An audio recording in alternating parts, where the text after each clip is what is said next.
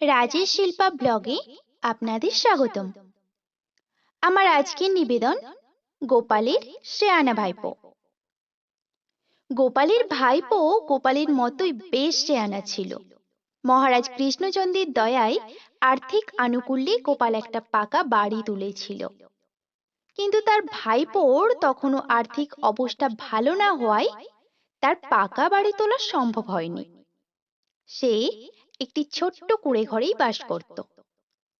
গোপাল একদিন তার পাকা বাড়ির ছাদে দাঁড়িয়ে গড়গড়া টানতে টানতে তার ভাইপোকে ডাক দিয়ে বলল, ওরে গাবু, এই অসময়ে বাড়ির ভেতরে বসে কি করছিস রে?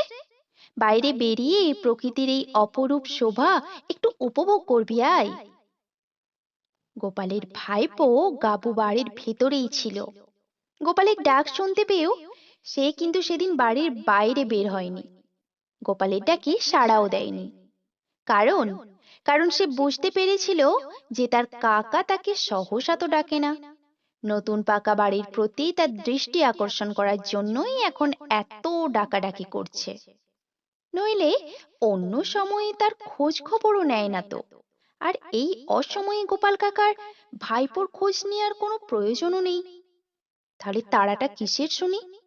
এই ৭-৫ ভেবে সে কিন্তু সেই দিনকার বাইরে আর বের হলো না।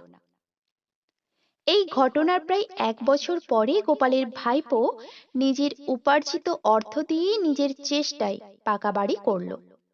আর নতুন তৈরি পাকা বাড়ির ছাদে দাঁড়িয়ে সে গোপালকে ডেকে বলল, ও গোপাল কাকা, ১ বছর আগে ছাদে দাঁড়িয়ে আমায় যেন কি বলছিলে? দেখো, আজকেও প্রকৃতির কি অপরূপ শোভা। তাড়াতাড়ি এসো না, দুজনে মিলে প্রকৃতির এই মনোরম দৃশ্য, এই অপূর্ব শোভা একটু উপভোগ করি।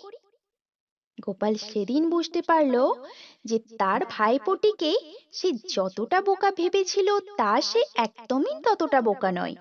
তার মতোই শেয়ানা। নইলে যে কথাটা সে ১ বছর আগে বলেছিল সেই কথাটা ১ বছর পরে কেউ বা সাড়া দেয়?